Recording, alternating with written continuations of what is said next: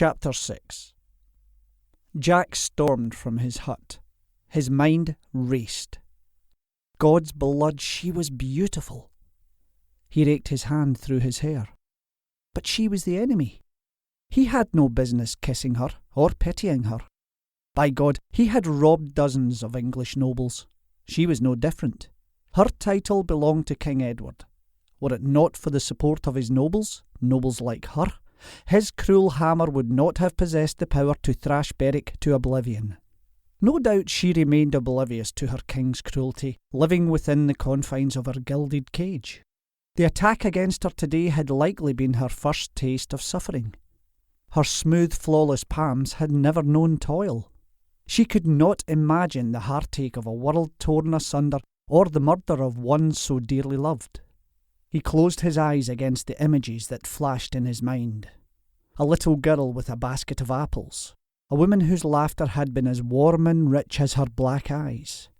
A man who had taught Jack self-worth.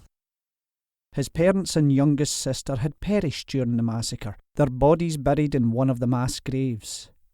He shook his head, chasing away the painful images. Nothing could bring them back. Quinn caught up to him. Jack, we have to talk about what we're going to do with the lass. Jack grabbed a hold of Quinn's shirt, jerking him close. We aren't going to do anything, he hissed. Then he turned and looked pointedly at all his brothers save Alec, who had likely retreated to his own quarters for the evening. Listen to me, all of you. Stay away from the lass. Quinn's concern for Isabella had angered him more than it should. Isabella, Bella, with soft green eyes like new spring leaves. Damnation, he cursed, meeting Quinn's amused gaze. And Quinn was meant to be the smart one of the lot. Wipe that smirk from your face. I'm not in a joking mood. You ken she's a lady, Jack. Was his attraction to the lass so transparent? What of it? Jack growled. You remember that you're a commoner, Quinn said. And a thief, Rory chimed in. Jack shrugged.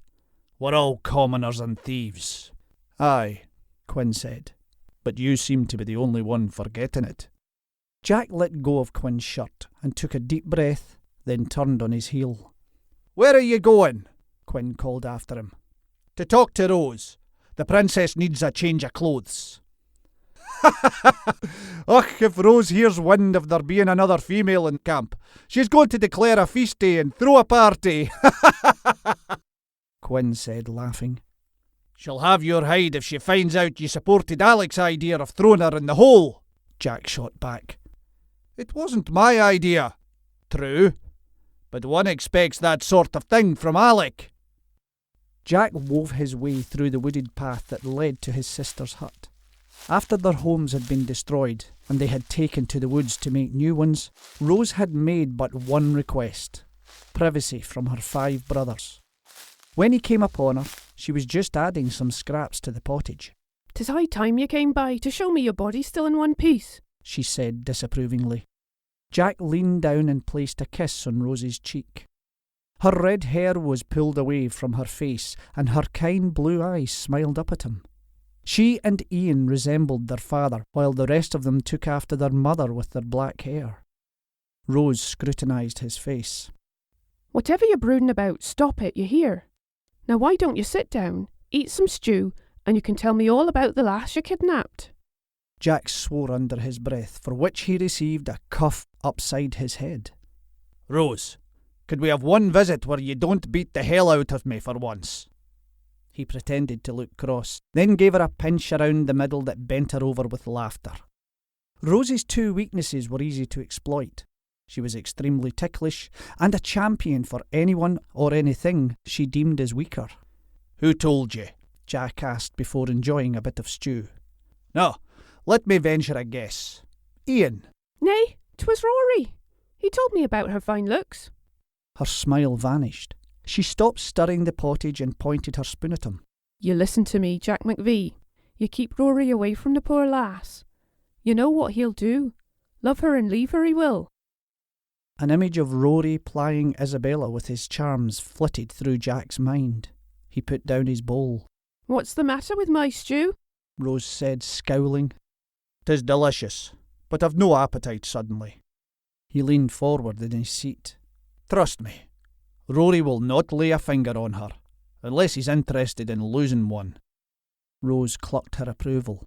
See that he doesn't. Jack stood. "I need to borrow one of your tunics."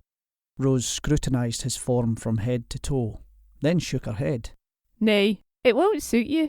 Then she threw her head back with laughter. I ken it is for the lady. Wait here, she said before disappearing inside her hut. She emerged moments later with what Jack recognised as her finest tunic and surcoat, reserved for their yearly sojourn to Inverness. Jack shook his head. "Absolutely not." Rory said she is the daughter of Lord Redesdale. She is accustomed to finery. We should try to make her feel at home. Jack grabbed the violet silk tunic from Rose's hand. An image of Isabella clad in the soft gown with her olive skin and pale green eyes stirred his desire. Despite being dirt-smeared, she had smelled like an angel. He closed his eyes and felt the curve of her lips yielding to his own. Christ, but she had tasted of honey. His eyes flew open. "Nay, absolutely not." He stormed inside Rose's hut. Anyway, he had no intention of pampering his princess. It would be good for her to taste life's meagre offerings. Jack flipped open Rose's chest and shuffled through the clothing until he came across a stained, threadbare woolen tunic. "This will do nicely." Nay, that is my oldest work dress. I only wear it when the task is truly filthy, like cleaning out the animal pens. "Perfect," Jack said, walking past her and stepping outside. What has the lass ever done to ye? Rose called after him. He ignored both her question and the scolding tone in her voice. He owed the lady nothing. He had already saved her life, which he was certain she would soon forget. Noble ladies were all narcissistic creatures. Puddles had greater depth. Then why had he kissed her? He thought back to that moment in his hut. She had been standing before him, willing herself to appear brave and resolute despite how terrified she must have been. She had thrust out her chin, putting her full lips on display. Then she had made that quip about him not being a gentleman. She had practically dared him to kiss her, and now that she had had time to ruminate on his ungentlemanly advance, he was certain to hear all about his uncouth manners and inferior station. Ready for battle, he stormed inside his hut, but the scene that awaited him could not have been more surprising. She was asleep, lying on his pallet, and despite the warmth of the day, wrapped tightly in his blanket.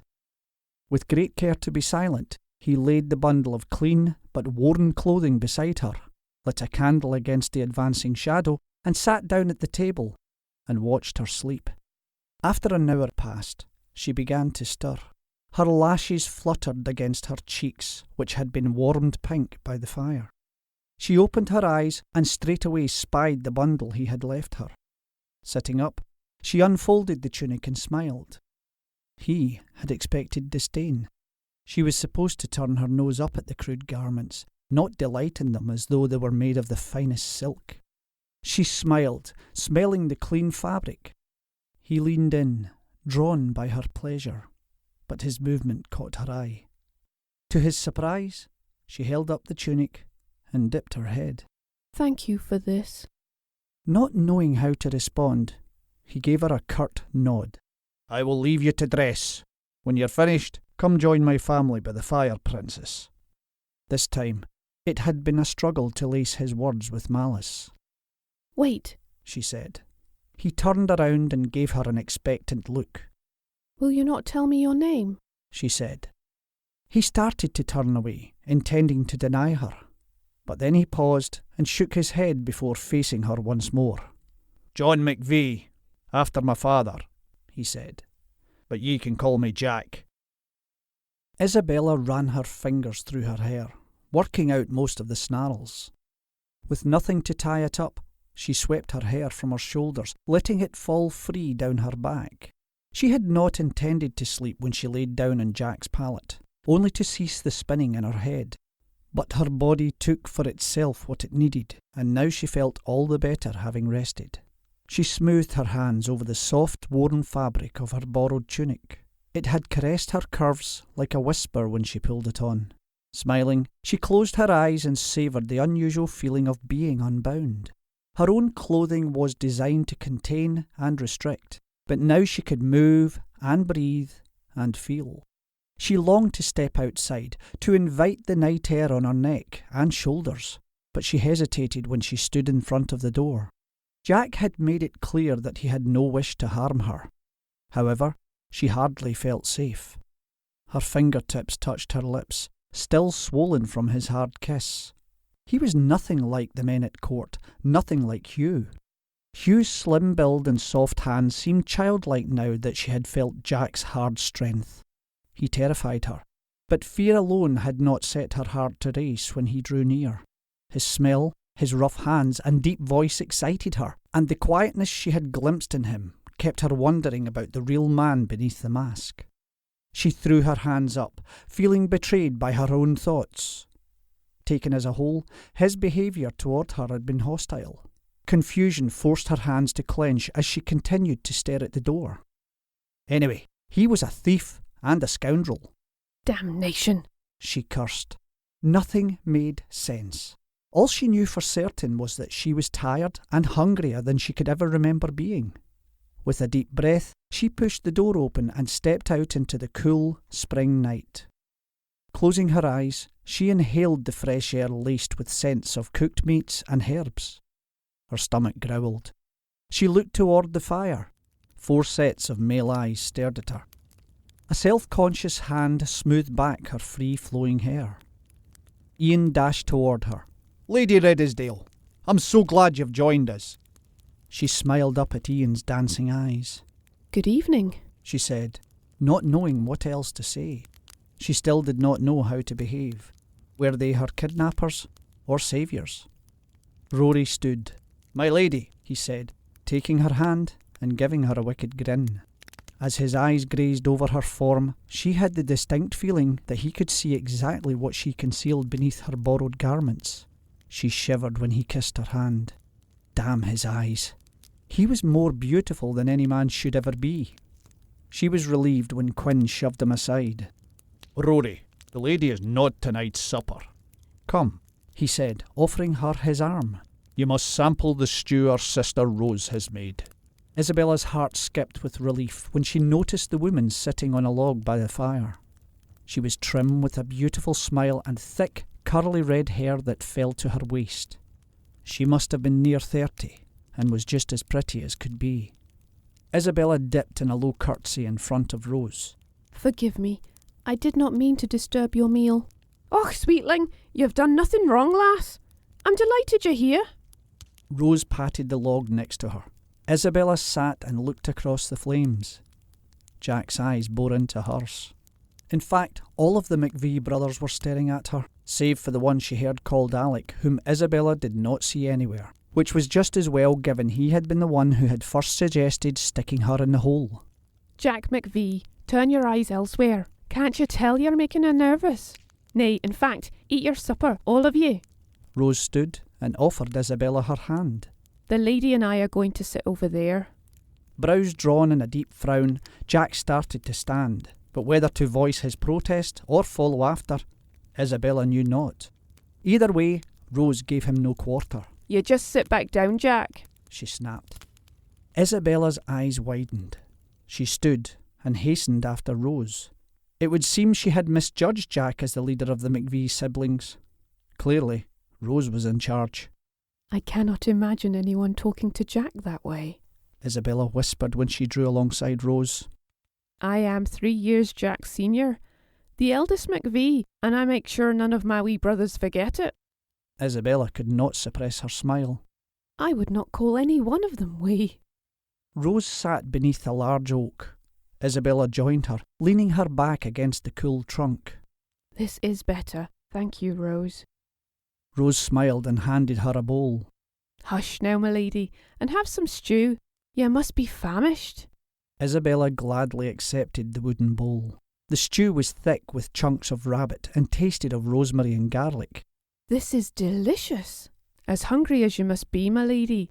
I wager even the poorest fare would be pleasing to your palate. Isabella smiled. Believe me or not, Rose, but this is very fine.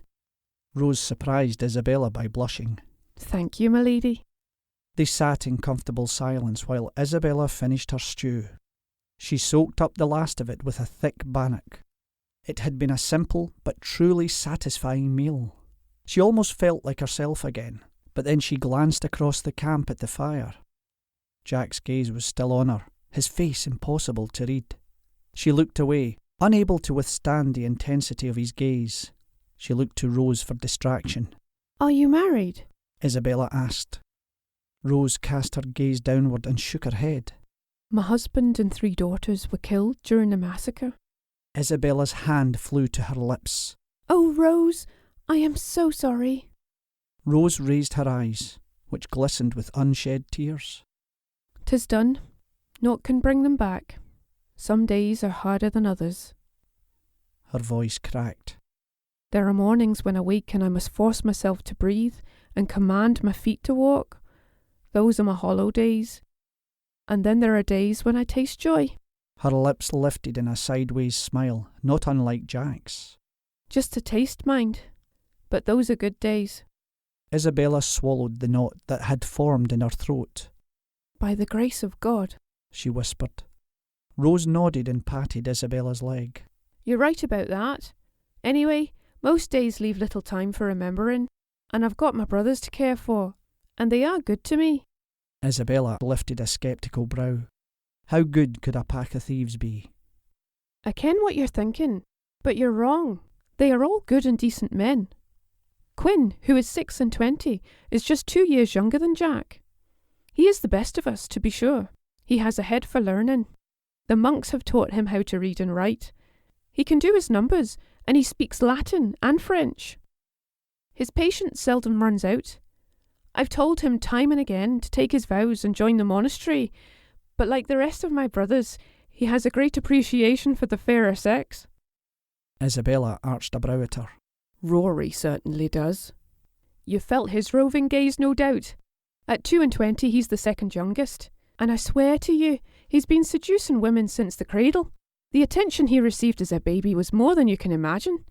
Never could a woman walk by him and not ooh and ah. He didn't learn to walk until he was near 2. He never had to. He spent most of his time in his favourite place, asleep with a bosom for a pillow. Too pretty for his own good, Rory is. His lashes would be the envy of every lady at court. Rose threw her head back and her laughter rang out, easing Isabella's spirit. And then, of course, there's Ian. He's the baby. Isabella could not hold back a chuckle. Baby! Can you imagine my terror when I first saw Ian, the giant, with his horrible black mask? But can you imagine my even greater surprise when he took it off and the giant was no more than a lamb? A lamb, to be sure. Well, if a lamb also had a deadly aim, and a fierce side, the likes of which you would not believe. I cannot imagine his countenance in any other way than happy. He is that, most of the time, but push him to anger, and his temper flares. 'Tis the red hair. She winked, lifting a lock of her own strawberry curls. Oh, and what a voice he has! I tell you, he sings like an angel. He's just 19. His red hair and sky blue eyes were a blessing from our mother, but his size is all da. It would seem your father was a large and handsome man, Isabella observed. Aye, that he was. Forgive me, Rose, but you missed one brother, the one most eager to throw me into the hole. Oh, for pity's sake, that would be Alec. What is he like? Isabella asked. Alec is 24, and do not be mistaken, my lady, I highly doubt Alec would have been eager to throw you in the hole. He's a true saint, Isabella said, unable to keep the sarcasm from her voice. Sorry, she muttered. I ken Jack is keeping you here against your will. You're entitled to your displeasure. But in truth, Alec is neither a saint nor a sinner. Oh, how should I put it? He just would have been unconcerned. You mean he doesn't care? Not the slightest. Sadly, he cares for precious little in this world. Why is that? Some wounds run too deep to heal. 'Tis just Alec's way. Rose paused, then with a sigh, she said, Sorry, lass. I know it must sound like I'm making excuses for him. 'Tis just to have a special place in my heart for Alec. He has suffered greatly, He was always a queer sort of lad. He has the sight, you ken. He knows all manner of things before they happen. The day before King Edward attacked Berwick, my husband and daughters had taken ill. I had no babery to bring down their fevers, so I enlisted the aid of my youngest brothers. On the next day, Alec was supposed to join us in the woods near the city to forage for herbs, but when the time came to leave, he refused. He said that during the night, he had dreamt the world was on fire, then went to the kirk to pray. When Edward attacked, Ian, Rory and I were safe in the woods, but Alec remained in the city and witnessed it all. 'Tis a miracle he's alive. What of Jack and Quinn? Isabella asked. Why were they not in Berwick when the king attacked? Once upon a time, Jack and Quinn were fishermen. She cleared her throat and brightened her sad eyes. Right, enough sad talk, and I'll spare you my account of Jack. I figure you've learned enough of him for now. Isabella's thoughts wandered straight back to Jack's kiss. Did Rose know how acquainted they had become? Isabella hid her blush by busying herself with stacking the dirty bowls. She felt a nervous jump in her belly. Rose stood, dusting off her hands.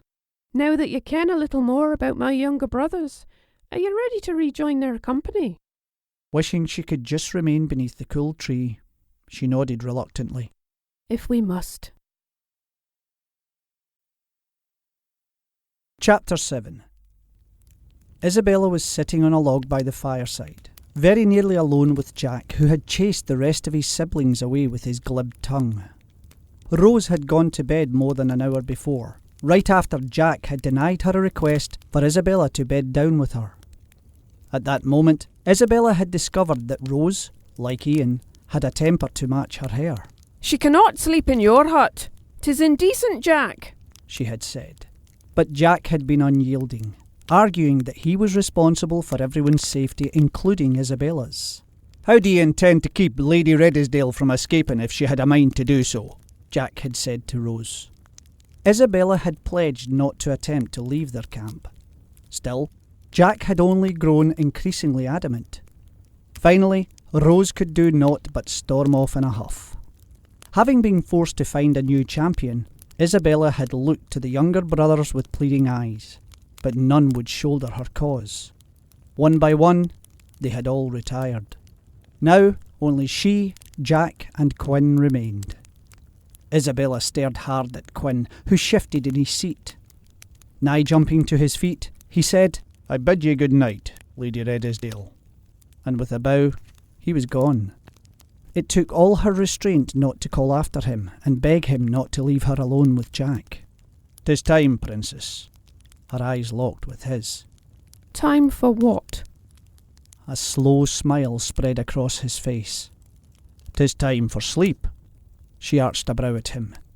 Sleep? Ladies do sleep, do they not? She rolled her eyes and stood.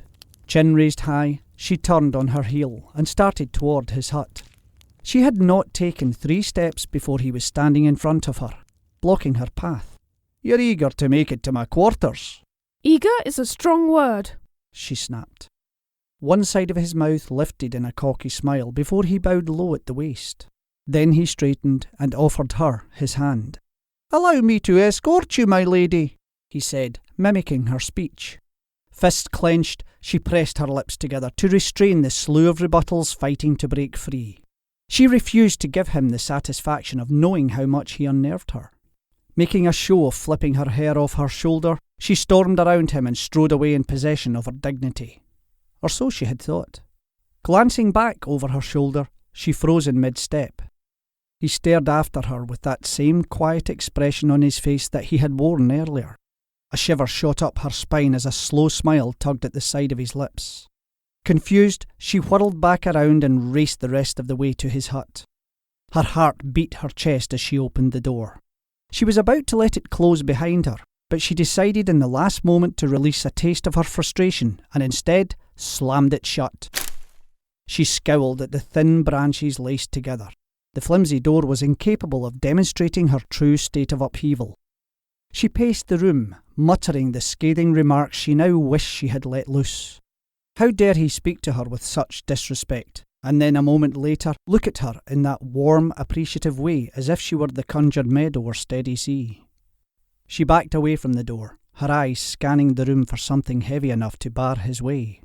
Her scowl deepened when she eyed the small chest and lightweight table and chairs.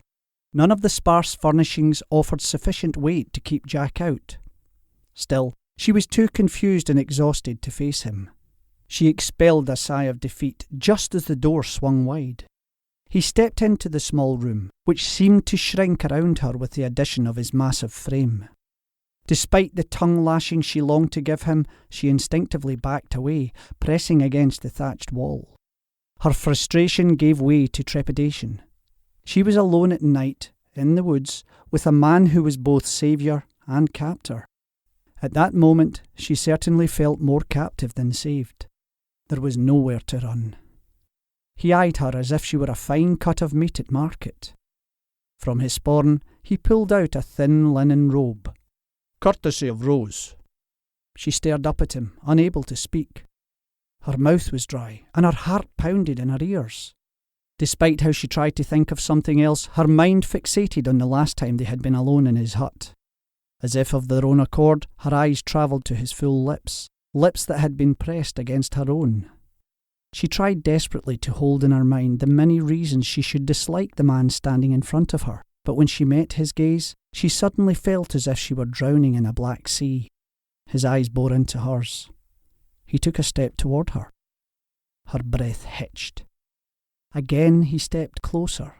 She fought to swallow, but her throat suddenly felt thick. He stood so close now. She opened her mouth to protest, to punish his audacity and pride. But the words did not come. Her objections remained lodged in her throat, along with her thundering heart, as he planted his hands on the wall on either side of her head. Surrounding her, he enclosed her in a cage of muscle and his all too familiar woody scent. He was so big and strong, and smelled so good. He was unlike any man she had ever met. The intensity of his ebony gaze burned through her like wildfire. He drew closer still. She could not breathe. Slowly, he bent his head, lowering his lips until they were a breath away from hers. A sweet ache coiled in her stomach. She closed her eyes and waited for his lips to touch hers. But they never came. A cool breeze caressed her cheek and forced open her eyes the instant before the door shut behind him.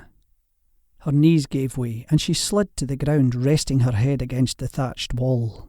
"Jack," she whispered. She hid behind her hands.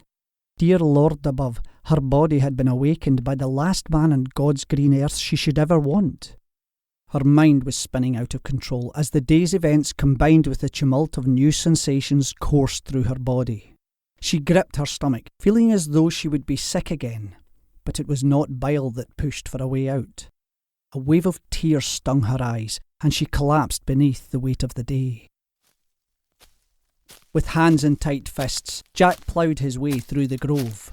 His heart thundered in his chest, igniting a searing pain that pulsed at his temples. He stormed around a copse of birch trees and passed into a small glen, heading straight for a clear, deep brook. Jerking his tunic over his head, he dove into the icy water and let the chill ease his body. God above, he wanted her. Why? He growled out loud. He had spent less than a full day in her company, and here he was fixating on her, burning for her. Hell, he had nearly taken her against the wall, and what drove him near to madness was that she might have actually welcomed his touch. He closed his eyes then to better remember her parting lips and quick breaths as she held still, waiting for his kiss. He should have taken her. What sort of lady would not fight the advances of a commoner, and a thief at that? Perhaps she was free with her kisses and made light of her virtue with the English lords in her treacherous king's court. He should have had his way with her.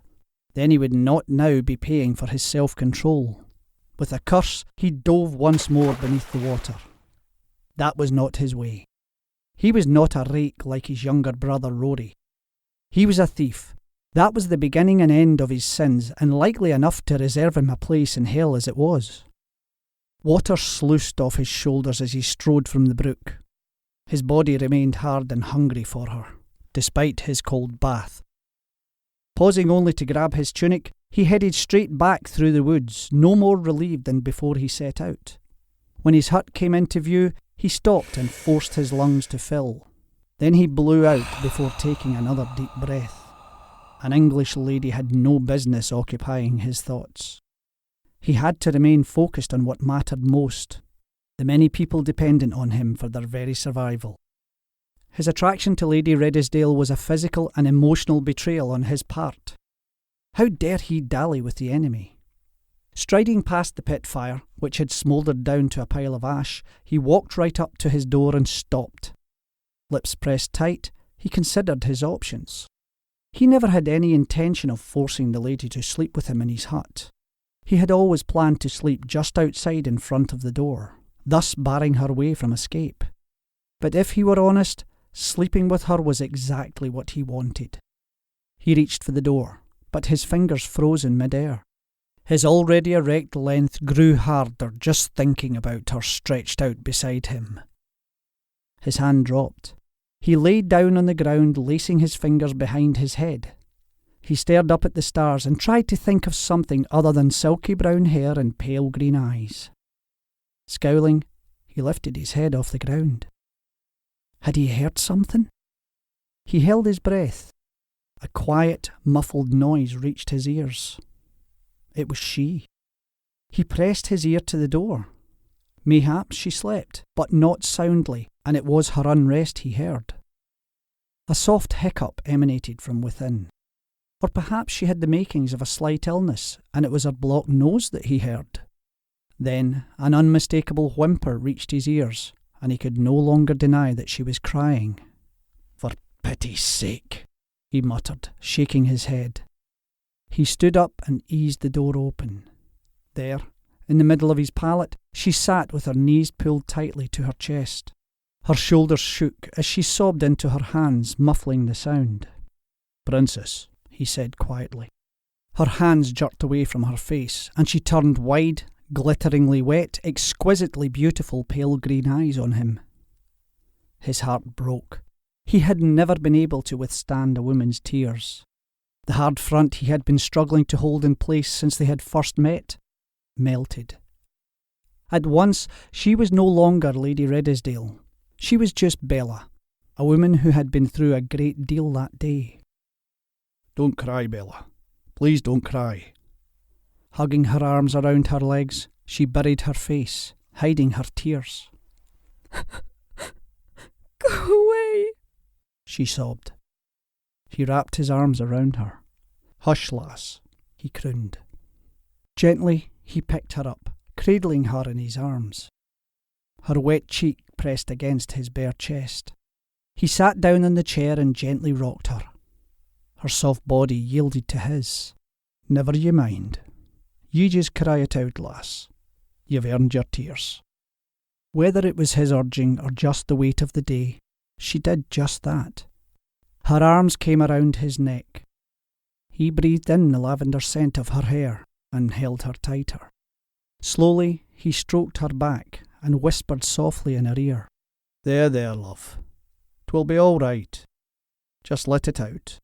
Cry all you want." Her body trembled in his arms. Tears dripped down his chest. She buried closer to him, and he pressed a kiss to her brow. He let her cry until her tears ran dry. Then, even with her sorrow spent, she did not move but kept her arms around his neck. He savoured their intimacy, and he continued to rock her, imagining the sea cradled them both. After a while, the heat of her breath warmed his chest at regular intervals. He knew then that she had fallen asleep in his arms. He stood and carried her to his pallet.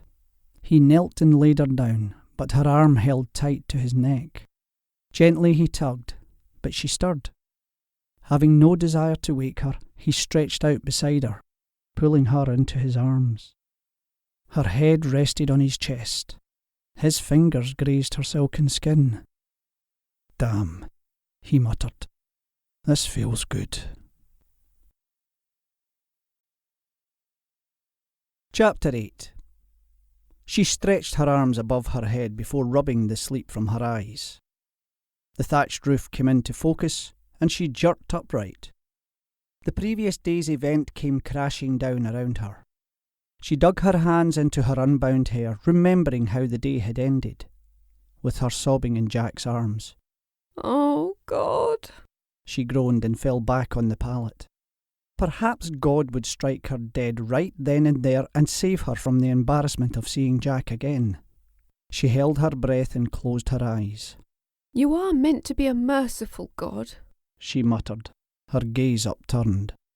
She could hear activity outside. With a sigh, she stood, resigned now to her fate. She whisked the robe off and pulled on Rose's tunic just as easily. In the light of day, she saw how tattered and stained the fabric was, but the secret to its softness was in the wear it had seen, which pleased her to no end. Digging around in Jack's trunk, she found a length of rope which she used to belt her waist. Dressing for the day was usually an ordeal that required 2 maidservants.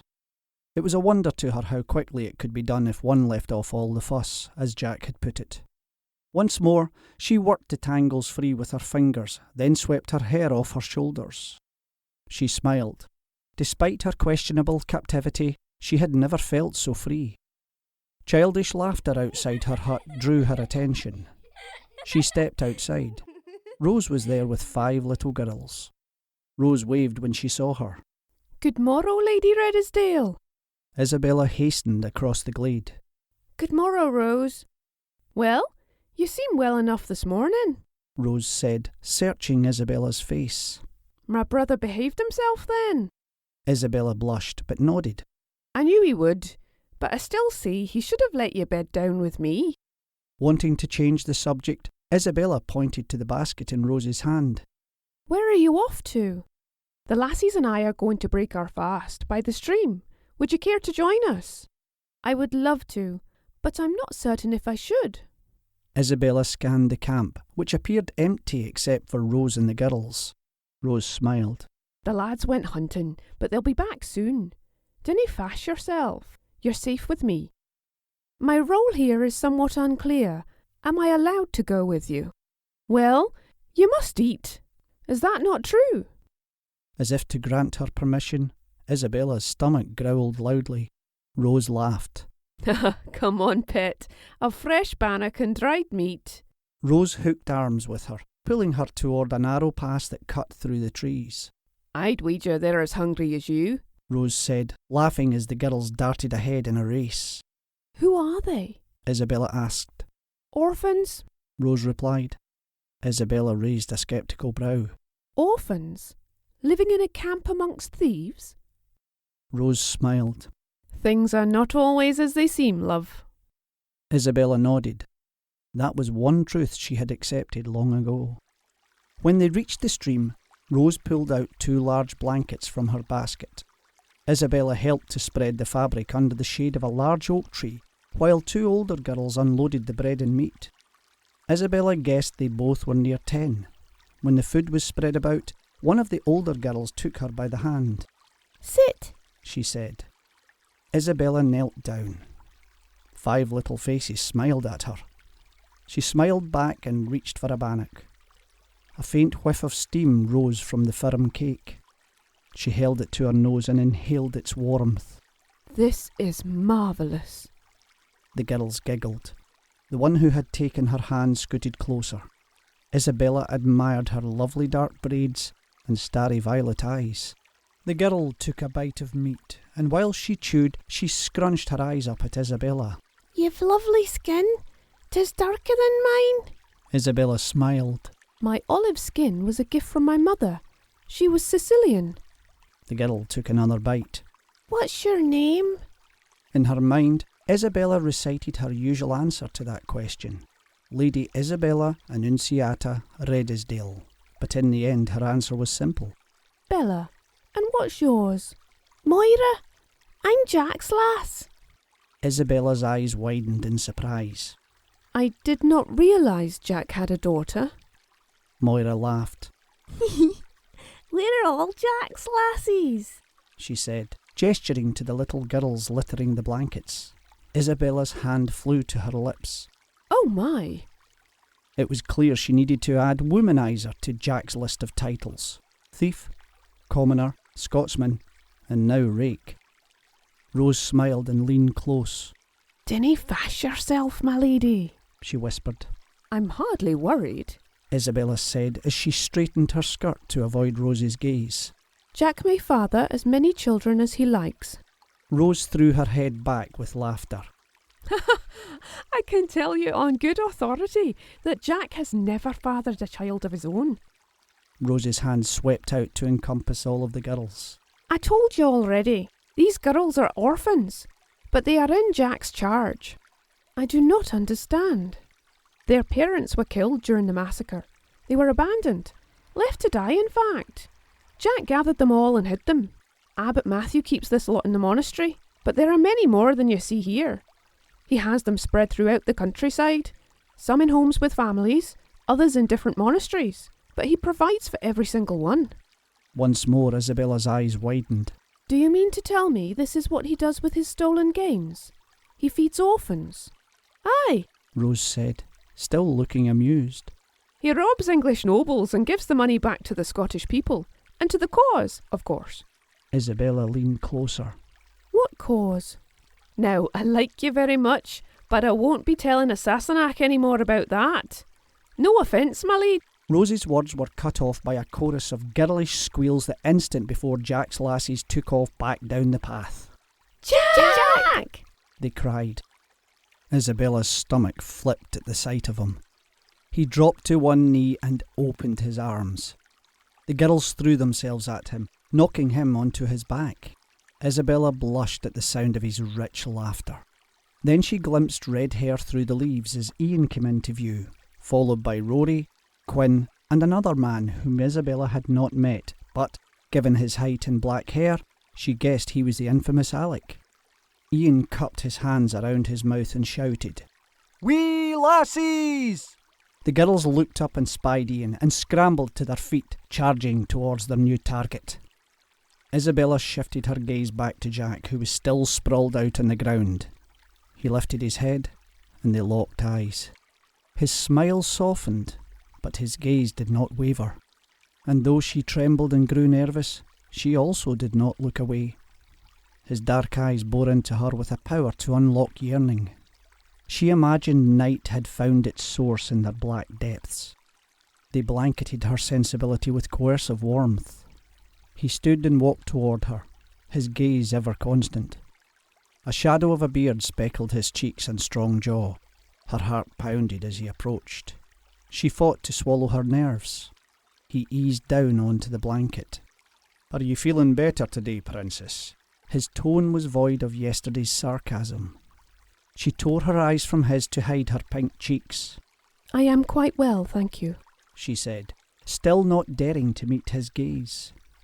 Then, to her relief, one of the littlest girls scrambled onto Jack's lap.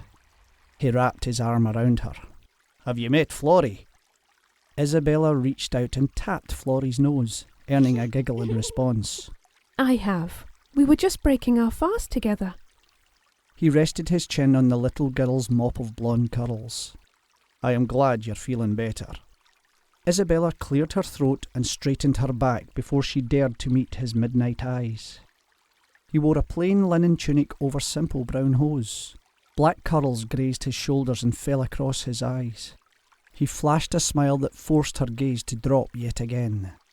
He was gorgeous, so raw and masculine, and so very strong. She chewed her lips while she studied his hands.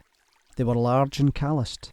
It was no wonder none of the men at court had been able to set her heart to race when there were men such as Jack in the world.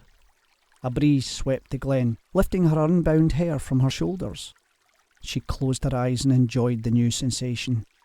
Normally, if she were to venture outside, her hair and neck would have been confined by a fitted wimple. Only her face would have been exposed to the sun and wind. She laughed outright when the breeze quickened. "This is lovely," she said. "'Tis a beautiful stretch of earth," Jack said. "Indeed it is," she said quickly. "But I was speaking of the wind.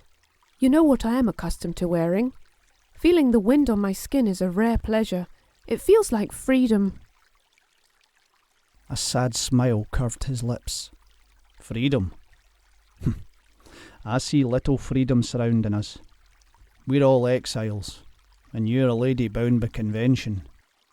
He lifted Florrie from his lap and turned her toward the other girls who were throwing rocks in the river with Ian. Then he stood and reached out a hand to help her up. Freedom is an illusion.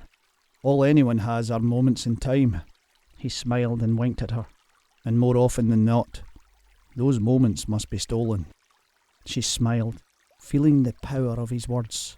Freedom is stolen moments. She took a deep breath, revelling in the ease of her clothing. Look how easily I've become a thief. Then she put her hand in his. He pulled her up and stepped close. Would you care to steal another moment? He said. Her heart fluttered as she met his gaze. She nodded. Join me for a walk along the river, Princess. Isabella looked down at her homespun dress.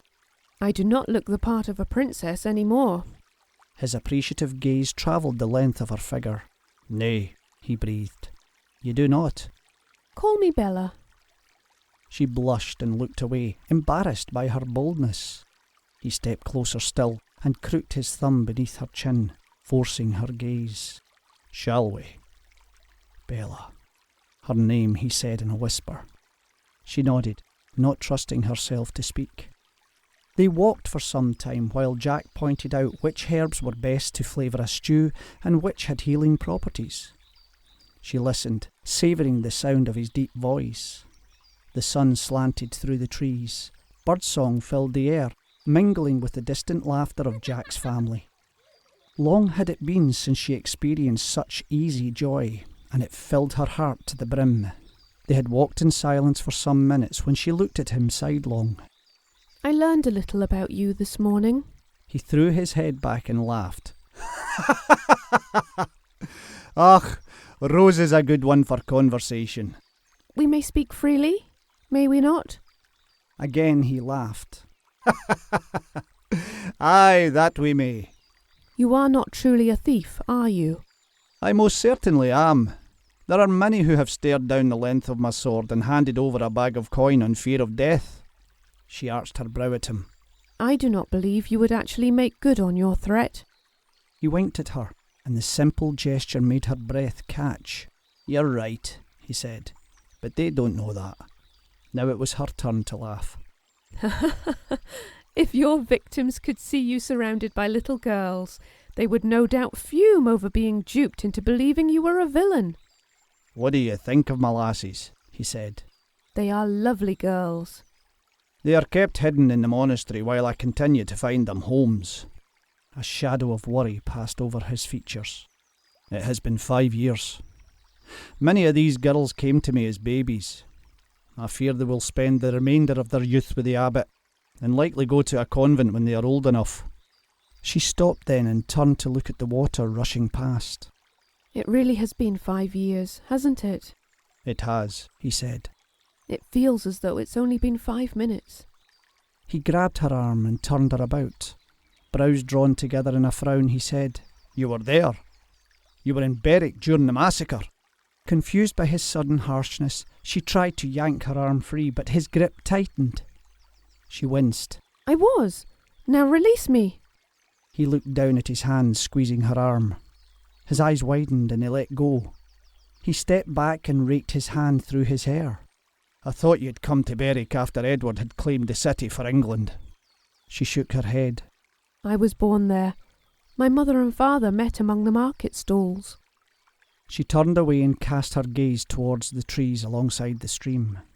Their small spring leaves shone in the sun, and she wondered how such destructive hate could exist amidst such wondrous beauty. I loved Berwick. Her voice broke. It was a great city. Tears stung her eyes. No! She shouted at herself. Fighting to ignore her aching heart, she stormed away, but he caught her arm and once more swung her around. Her hands covered her face. I don't want to cry any more. He had glimpsed the barren ache in her eyes the instant before she hid her pain behind her hands. His own eyes squeezed shut against the reminder of loss. When his mind had quieted, he once again looked at Bella, but it was as if it was for the first time. He no longer saw the spoiled daughter of a lord. He saw her desperation and the yearning echoed by his own heart. It was a struggle to move beyond the rubble and blood, to find a life worth living again.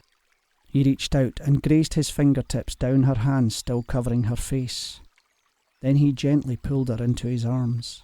"Who did you lose, Bella?" Her hands fell away. She pressed her lips together tight and swiped at her wet eyes, but she still did not meet his gaze. "My mother," she whispered, and then her eyes locked with his. "and my father." "They were both slain in the chaos." She shook her head. "My mother was stabbed through the heart, and her head split open." A sob tore from her throat, and she covered her mouth with her hands. "My father survived those days, untouched by blade or fire. His body lives, but he does not reside inside of it. Every day I lose a little more of him to his grief. He shuts out life and me along with it." She sagged in his arms. 5 years have passed, but it has not truly ended. The world is still on fire." He lifted her into his arms and carried her further down the bank of the stream to a slope shaded beneath a large oak tree. He sat, cradling her in his arms, and rocked her gently. Then he pulled away just enough to see her face. "Our youngest sister, Roslyn, set out that morning to help my mother sell apples." His voice cracked. "My parents were also slain." Expelling a long, slow breath, he rested his head back against the tree and stroked her soft waves. The song of the stream surrounded them. He swallowed the remainder of his lament and waited for the familiar numbness to return. After a time, she sat up and dabbed at her eyes with the edge of her tunic. Still holding her in his lap, he grazed his hand down her thigh, touching the tattered fabric. "Forgive me for giving you such an ugly tunic to wear." She shrugged. "If it is so ugly, then you won't mind if I never give it back." "Could an English lady used to silk and lace truly be happy in homespun wool?" She smiled and breathed out a heavy breath. He could see the tension ease from her shoulders. "I already am." His eyes passed over her olive skin as he studied her face. "We aren't so different," he breathed. Pale green eyes locked with his. "It would seem not." For a moment, he almost believed he had found himself in her heart, but then truth raised its ugly head. Suddenly he was staring across an endless, uncrossable grey chasm to where she stood, draped in wondrous colours that his rough hands could never hold. His heart sank as he forced the truth from his lips. "Except that you're a noble woman, and I a commoner." To his surprise, she reached out and cupped his cheek. "I am the daughter of Lord David Redesdale, but also of Annunziata Santo Spirito." Tears once more filled her eyes, but she smiled through them. "And she was the daughter of an Italian merchant. She was a commoner, but there was nothing common about her. And I see nothing common about you, Jack MacVie." A rush of fire exploded in his heart. He cupped her face between his hands and lightly pressed his lips to hers. She trembled. Then her arms came around his neck. He dug his fingers into her thick hair and she leaned into him. Their lips and tongues moved in unison as the world faded away. Chest heaving, she tore her lips free. "I do not understand what is happening." He pressed his forehead to hers. "Neither do I," he said, breathlessly. "Jack!" He jerked around. Quinn raced toward them. "'Tis Bishop Lamberton. He just arrived, and he wishes to speak to ye and the lady." His chest tightened. He looked down at her. Slowly, he pulled her arm from around his neck and brought her palm to his lips. Then he dropped her hand and stepped back, putting a space between them. "Our stolen moment is over, Lady Redesdale."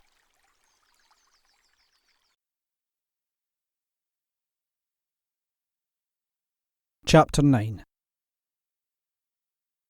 Jack had first met Bishop Lamberton on the open road shortly after the massacre. Having concealed dozens of newly orphaned children in the woods, Jack and Quinn had set out to hunt. After all, empty bellies needed to be filled. When the bishop's carriage approached, they had tossed their bows and full quivers into the brush to conceal that they had been hunting on monastic land. The bishop had been kind. He bade them not be afraid and gently pulled the truth from Jack.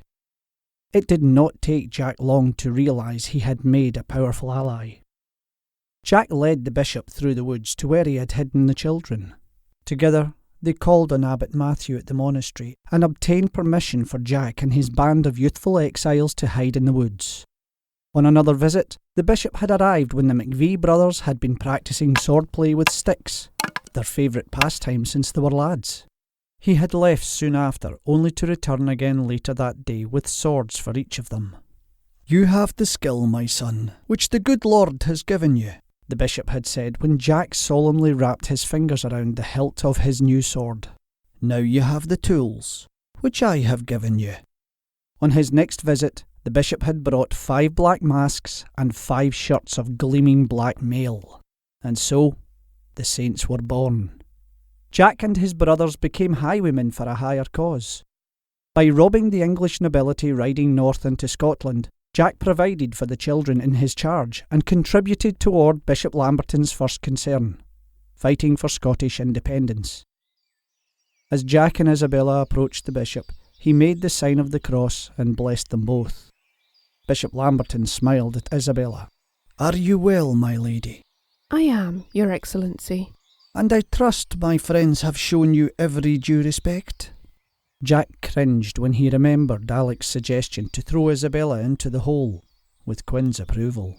He also remembered his stolen kiss and sarcastic addresses. He closed his eyes, waiting for Isabella to confess all to the good bishop, but she merely smiled. "They have all behaved like perfect gentlemen." He looked down at her. Her eyes locked with his and did not waver. Bishop Lamberton cleared his throat, snaking Jack's attention. "We have a situation. You were right not to leave the lady defenceless in the wood, but she cannot stay here any longer." Jack pressed his lips together. He wished it otherwise, but he knew the bishop was right. An English lady gone missing in Scotland meant trouble for everyone. "What is your plan?" "We must return her to her father," the bishop stated. Jack nodded. "I will take her." "You, an exile and thief. That is a truly dreadful idea. The only thing worse would be to include your brothers in your folly. Then you can all be captured and hung together. Aye, I'm sure Rose would be thrilled by your idea." Quin stepped forward then. "The good bishop does make a point, Jack." "Abbot Matthew will take her. He will tell Lord Redesdale that the lady was found by them in the wood, and kept safe and guarded within the monastery, which, by the by, is where she will sleep tonight." Bishop Lamberton turned to Isabella and smiled. "The less the good abbot has to lie, the better. Although to combat the tyranny of men, even the godliest must bend the rules," he said with a wink. Then he offered Isabella his arm. "Come, Lady Redesdale. You may bid farewell now to your valiant rescuers. I shall take you to the monastery myself. You leave tomorrow at first light." The bishop had a firm grasp on Isabella's arm as he walked her toward his carriage. Panic seized her. She jerked away. "Is there something the matter, my child?" the bishop said, turning back to look at her with questioning eyes. Her mind raced. She had no answer for the bishop. Certainly, she knew she should be relieved. She wanted to go home. Did she not? Then she met Jack's dark eyes and knew it was he who had fixed her feet to the ground. He was like no man she had ever met. She thought of the children he had saved and how much he had suffered. He was still a thief, a commoner, and a Scotsman, but he was also a hero. Her hero. "Lady Redesdale," the bishop said. She tore her eyes from Jack's and looked at the bishop. "We must away," he urged. "No good could come from you staying here a moment longer." "No good for anyone," he said with a knowing look at Jack. She nodded and bit her lip to fight back the tears that had suddenly filled her eyes. That was it then. She was to say goodbye and never see Jack again. She would return to Berwick, trapped within the walls of her home, where she would wait for her wedding to Hugh. She was Lady Redesdale after all, and English ladies did not marry thieving Scotsmen, no matter how compelling or forbidden. "Lady Redesdale!" She jerked her eyes once more away from Jack's. "Forgive me, Your Excellency," she whispered. Then she turned back to Jack and dipped into a low curtsy. "Thank you," she said before she turned and followed the bishop. Bishop Lamberton climbed inside and offered her his hand. She reached out, but then her breath hitched as someone grabbed her from behind. She jerked around and saw a flash of Jack's black eyes the instant before his lips claimed hers, and the world fell away.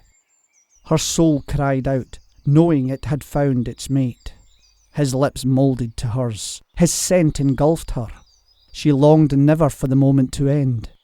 She wrapped her arms around his neck and gave herself over to him.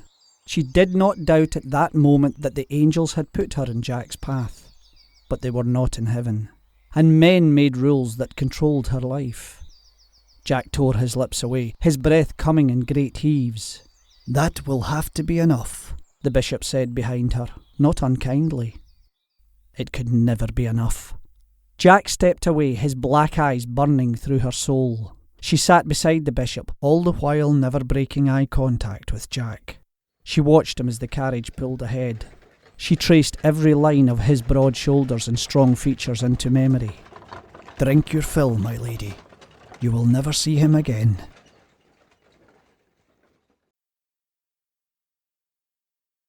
Chapter 10. Isabella followed behind a tall, lanky monk with a stooped back. Despite his gangly appearance, he walked like a swiftly moving cloud, soundlessly gliding down the narrow halls of Haddington Monastery. They passed through a maze of shadowy corridors lit by torches. She felt as though they were burrowing into the dark belly of a mountain. The silent monk turned down yet another hallway. Along each side were rough-hewn wooden doors. At the end of the hallway, he opened a door, revealing a small but clean cell. The furnishings consisted of a narrow wooden platform, which had a folded blanket on top of it, and a small table with a candle and wooden rosary beads. Bishop Lamberton had warned her to expect modest accommodations. She was not bothered by the poverty of her surroundings, but the gloom was hard to bear. With a heavy sigh, she spread out the blanket upon the hard planks and laid down. The candle flickered, casting dancing shadows upon the low stone ceiling. Her eyes moved over the stones, and they became a bare canvas for her to paint her dreams.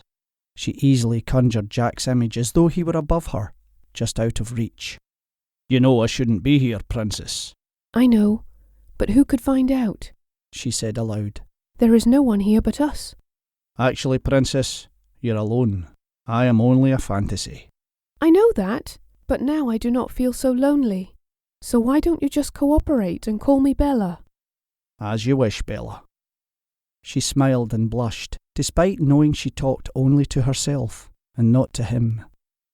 "I love how you kiss me. It is so different than Hugh's kisses." Her imaginary Jack scowled. "Who's Hugh?" She shrugged her shoulders. "He was my best friend. Now he is my betrothed." "Were you not going to tell me you were to be married?" "There was hardly time between you rescuing me, offending me, and then sweeping me off my feet." "Don't change the subject, Princess. Who is he? A stuffy English lord with pasty skin and soft hands?" She nodded. "He is soft compared to you, but he's also a good man." "If he is so wonderful, why am I here and not Sir Hugh?" "He is a lord, actually." Jack's scowl deepened. "Fine. Why am I here and not Lord Laddie-da?" A sad smile curved her lips at her imagined jest. "He doesn't stir my soul," she whispered. Jack flashed his sideways grin. "And I do." "Yes." Her hands flew to cover her face. Then she took a deep breath and dropped her hands. He smiled at her, his eyes full of feeling. "I wish you could be mine, Bella." Brows drawn, she shook her head. "Surely there is a way." His smile diminished, and his eyes grew dark with yearning. "Nay, lass, I am a Scotsman, and you're my enemy." Her heart sank as his image faded. Blinking back tears, she stared at the cold, hard stone. If she could not make a romance with Jack work even in her dreams, then surely it was hopeless. More than ever, she wished she had never set out to visit her sister. Before she had felt listless and wanting, but she had no taste of desire, no face to imagine. Now she would have to walk through life trapped by a wimple and a passionless marriage, all the while knowing the feel of strong hands on her skin. She turned on her side, curled into a ball, and closed her eyes. Again and again, she relived her last kiss with Jack. Thank you so much for watching. If you would like to enjoy more videos like this one, click the thumbs up button and subscribe to our channel. See you next time out in the Highlands.